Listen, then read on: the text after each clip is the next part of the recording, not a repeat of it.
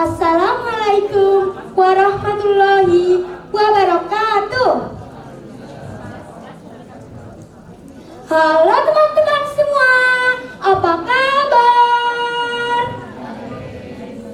Perkenalkan, nama saya Sabrina dari SD Negeri Menganti 4. Pada kesempatan ini, saya akan membawakan sebuah cerita dengan judul Asal-usul Sumur Gemuling, Desa Kuripan. Pada zaman dahulu, ada kerajaan Demak yang dipimpin oleh seorang sultan yang bernama Sultan Trenggono. Kerajaan tersebut terkenal dengan kemakmuran dan keadilan. Tiba-tiba kerajaan dilanda keributan yang menggemparkan. Salah satu keris pusaka yang sangat ampuh raib tanpa meninggalkan jejak. Hal tersebut membuat Sultan Trenggono sangat gelisah. Sultan Trenggono memerintahkan Panglima Adiaksa untuk mencari keris tersebut. Panglimaku, gawat ini, benar-benar gawat. Keris pusaka telah hilang. Kuperintahkan kau untuk mencari keris Tirta Mukti tersebut. Lalu dipilihlah beberapa perwira terbaik. Namun perwira yang ditunjuk tidak pernah kembali ke kerajaan Demak. Dan keris Tirta Mukti belum juga ditemukan. Sultan Trenggono semakin cemas. Kemudian sang sultan bertapa.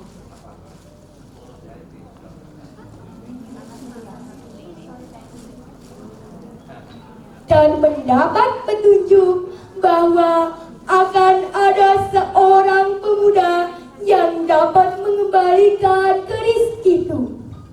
Pemuda tersebut memiliki kesaktian luar biasa. Ia bernama Arya Jabat.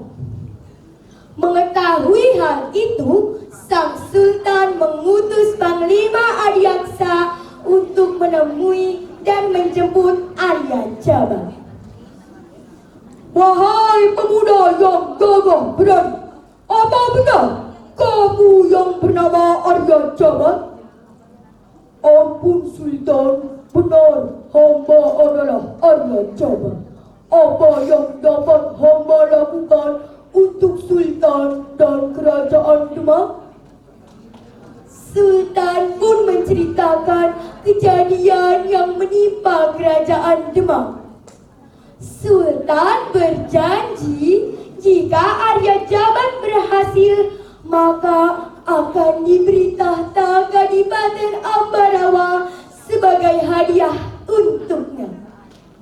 Baiklah, titah paduka akan hamba laksanakan. Teman-teman, Sultan sangat senang mendengar kesanggupan dan janji Arya Jabat. Arya Jabat, bawalah pedang ini untuk menandingi keris Tirta Mukti. Setelah menerima pedang dari sang sultan dan membawa perbekalan yang cukup, Arya Jabat berangkat memulai petualangannya mencari keris Tirta Mukti. Karena kehebatan dan keberaniannya, Arya Jabat mampu menghadapi semua rintangan. Teman-teman, dalam perjalanan mencari keris Tirta Mukti, Arya Jabat singgah sejenak untuk mengisi perbekalan di Padepokan Kelapa Wuni yang dipimpin oleh Kyai Wuni. Di sana, ia mendapatkan informasi tentang keberadaan keris Tirta Mukti yang berada pada tangan seorang yang sangat jahat bernama Eyang Arya Arjo Kusumo. Nah teman-teman, suatu hari sampailah Arya Jabat di sebuah desa sedang mengalami kekeringan yang amat panjang. Penduduk desa sangat menderita. Ternyata bencana yang dialami penduduk desa disebabkan karena kutukan Eyang Arjo Kusumo, seorang manusia setengah iblis yang marah karena penduduk desa tidak memberikan tumbal untuk menambah kesaktiannya.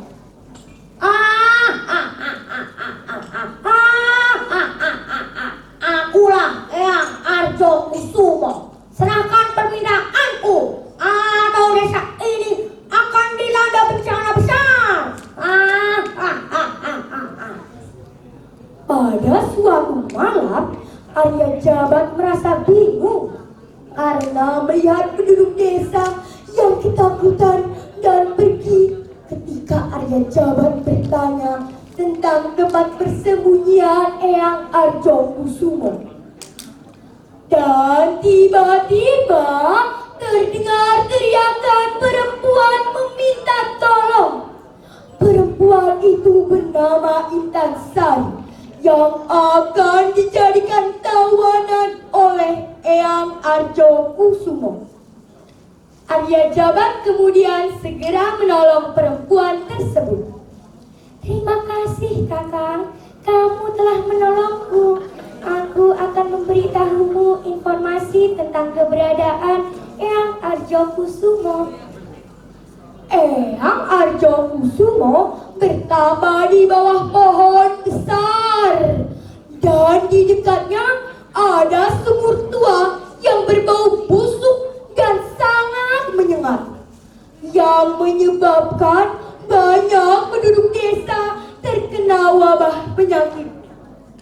Penduduk desa semakin menderita. Dalam hati, Arya Jabat berjanji untuk melepaskan desa ini dan merebut keris Tirta Mukti dari Eyang Arjo Kusumo. Arya Jabat pun segera melanjutkan perjalanannya menuju tempat persembunyian Eyang Arjo Kusumo. Setelah sampai, ia melihat sesosok makhluk mengerikan yang sedang bertapa di bawah pohon besar. Hai Kisana, kembalikan keris Tirta Mukti yang kau curi. Siapa kau, anak muda? Beraninya kau menghentikan semediku? Keris ini milikku dan selamanya akan jadi milikku.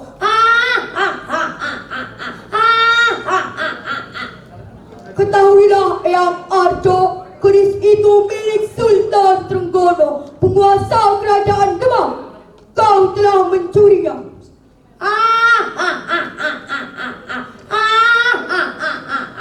Jika memang iya, kau mau apa? Mau ambil keris ini? Jika kau mampu, ambillah. Dalam hitungan detik, pertempuran pun terjadi antara Arya Jabat dan Eyang Arjo Kusumo. Kedua orang itu memiliki kesaktian yang berimbang. Keduanya sama-sama sakti dengan pusaka di tangan masing-masing. Pertempuran berakhir saat keduanya tersungkur di tanah. Saat itu juga Eyang Arjo Kusumo mampu terkalahkan oleh Arya Jabat. Namun karena kesaktian keris Tirta Mukti, Arya Jabat pun terluka parah. Dengan susah payah, Arya Jabat membebaskan Intan Sari yang ditawan di dekat sumur. Tetapi Arya Jabat tergelincir masuk ke dalam sumur itu. Oh!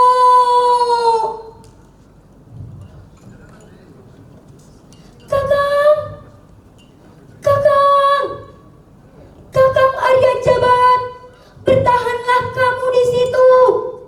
Aku akan mencari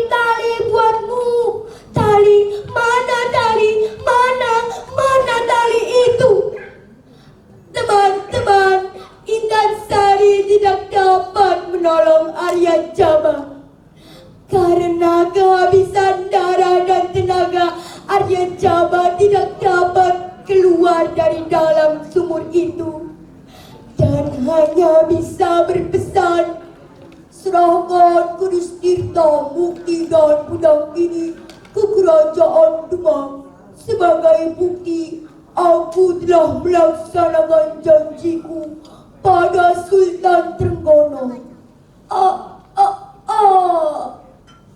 Arya Jabat pun menghembuskan nafas terakhir. Semua penduduk desa berkabung atas kematian Arya Jabat. Setelah itu, keanehan pun terjadi. Tiba-tiba angin berhembus kencang. Wush, wush, wush. Dan cahaya gemilang muncul dari dalam sumur itu.